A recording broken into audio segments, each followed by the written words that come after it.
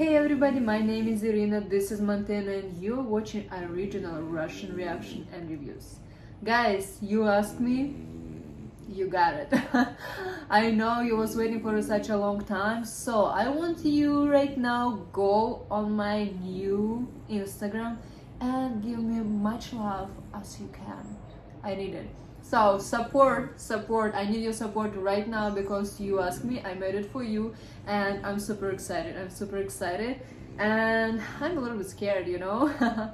So today's video, I getting a bunch of commentary section under like for the last few days, and everybody asking me to watch this video. I don't know why. I never had like this much attention to one video, and I decided, of course, my people want it, we're gonna watch it, you know.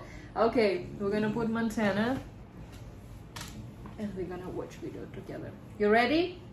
I'm ready.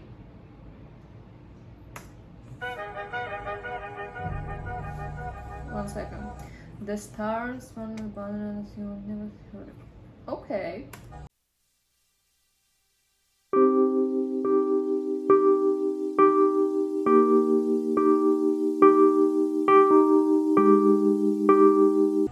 There was a lawyer once, his name was Francis Scott Key. He penned a song that I'm sure you're aware of. You've seen it. It's in most hymnals throughout our churches. It's called the National Anthem. It is our song as an American. We go, however, to a ball game. We stand in our church services and we sing the words of that song, and they float over our minds and our lips, and we don't even realize what we're singing. Most of us have memorized it as a child, but we've never really thought about what it means. Let me tell you. Oh, I got what you're saying. Okay. It's like dum dum dum dum dum dum. Or it's not this. I don't know. Okay. Story. Francis Scott Key was a lawyer in Baltimore. The colonies were engaged in vicious conflict with the mother country, Britain. Because of this conflict and the protractedness of it, they had accumulated prisoners on both sides. The American colonies had prisoners and the British had prisoners. And the American government initiated a move. They went to the British and they said, let us negotiate for the release of these prisoners.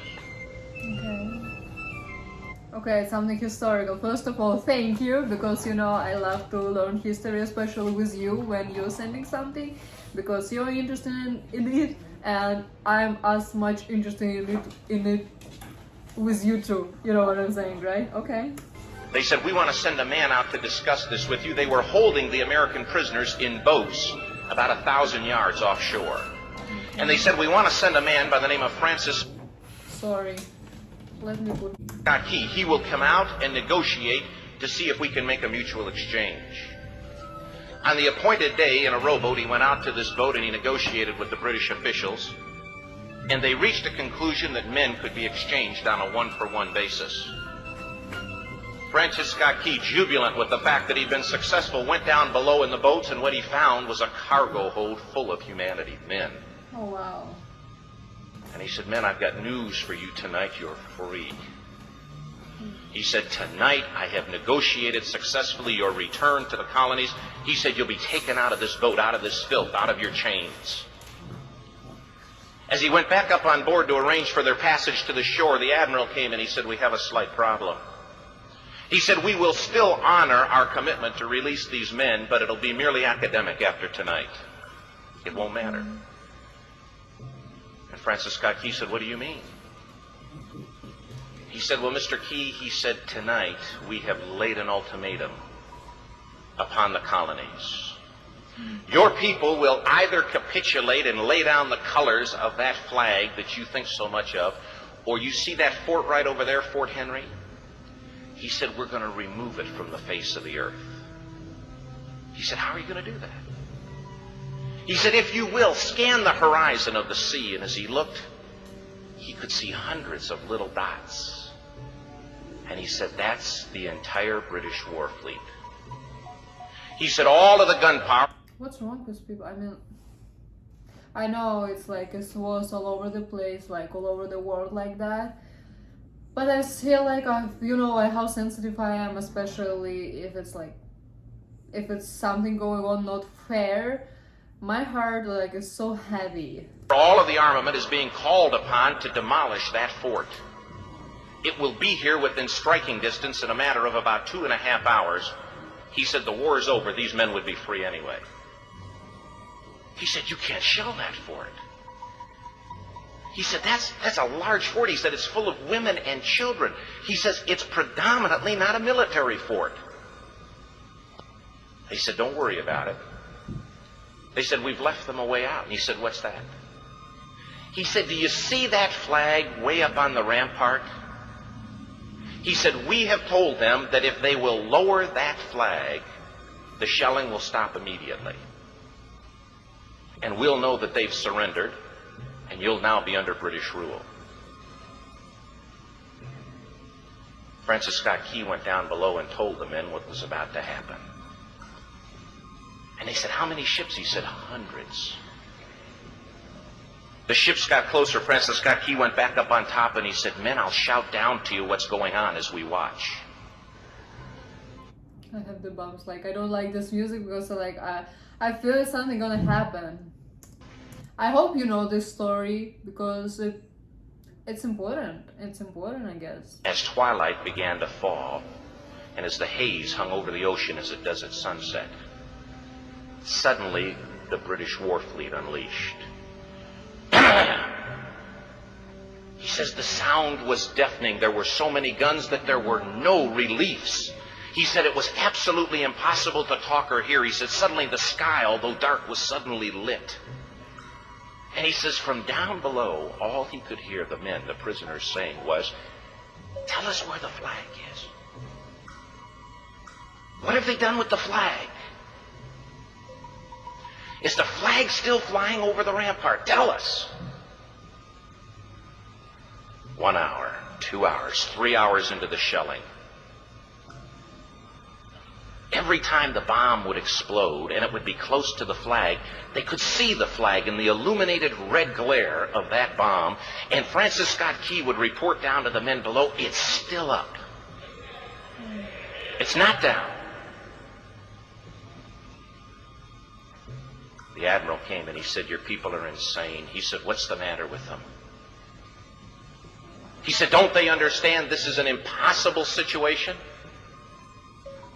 Francis Scott Key said he remembered what George Washington had said. He said the thing that sets the American Christian apart from all other people in the world is he will die on his feet before he'll live on his knees. The admiral said, we have now instructed all of the guns to focus on the rampart to take that flag down. He said, we don't understand something. Our reconnaissance tells us that that flag has been hit directly again and again and again, and yet it's still flying. We don't understand that. So powerful and strong. But he said, now we're about to bring every gun for the next 3 hours to bear on that point. Francis Scott Key said the barrage was unmerciful. All that he could hear was the men down below praying. The prayer, God, keep that flag flying where we last saw it. Sunrise came. He said there was a heavy mist hanging over the land, but the rampart was tall enough.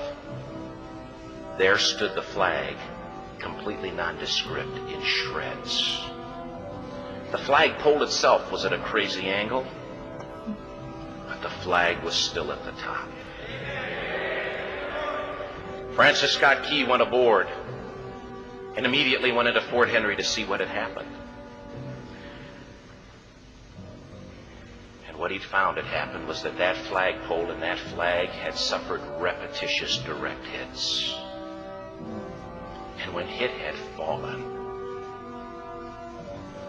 but men, fathers, who knew what it meant for that flag to be on the ground, although knowing that all of the British guns were trained on it, walked over and held it up humanly until they died. Their bodies were removed and others took their place. Francis Scott Key said what held that flagpole in place at that unusual angle were patriots' bodies. Oh, wow. He penned the song. How strong your people are, guys. Beautiful, beautiful story. Wow. I'm so cold from it, you know.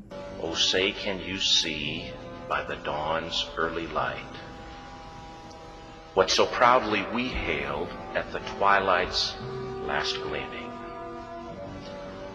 Or the rocket's red glare, the bombs bursting in air, gave proof through the night that the flag was still there. Oh, say, does that star-spangled banner yet fly and wave o'er the land of the free and the home of the brave? The debt was demanded. The price, it was paid. Oh, say, can you see by the dawn's early light? I guess like this is the most important part right now, because you can see why this song. So I was right. Okay, I was right on the start. What so proudly we hailed at the twilight's last gleaming, whose broad stripes and bright stars through the perilous fight. One sec, like I don't want this video to be black, so that's why I have to like stop a few times. You know, I'm just honest with you because I want you to see this video right now, and wow, I have like so much feelings inside, and I'm so proud. Even I wasn't born here, so like that's great. Okay. O'er the ramparts we watched were so gallantly streaming, and the rockets break clear, the bombs bursting in air. Okay, I'm sorry again. So let me know if you know the words of this song, because I know mine, like Russian one. So, and right now I guess I have to learn the American one because I already feel like I belong here. I know it's not my country, I'm not American, but I still I'm proud of you guys, and that's great. That's great.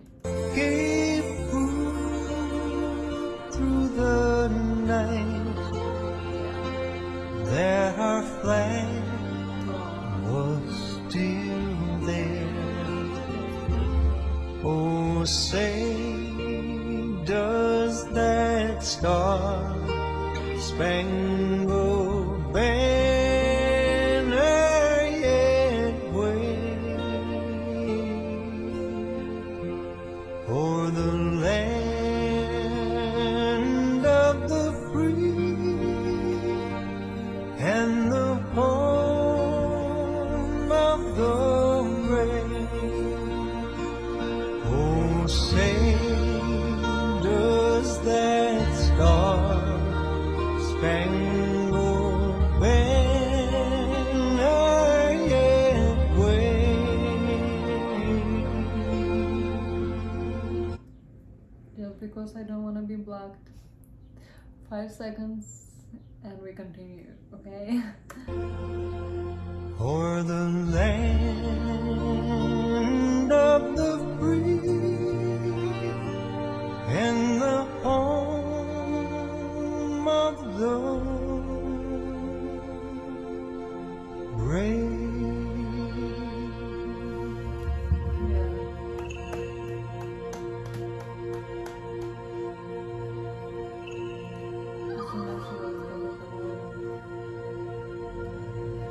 Yeah. Beautiful. Beautiful, beautiful story. So guys, thank you so much for sharing. And I really don't know why it was so many commentaries all about this video, because I saw it's not like a new video, but it's amazing. So thank you so much to you. Don't forget to subscribe, to follow, I guess, to follow me on my Instagram, to follow me over there, and give me love, give me some love. So thank you so much, and I'll see you soon there.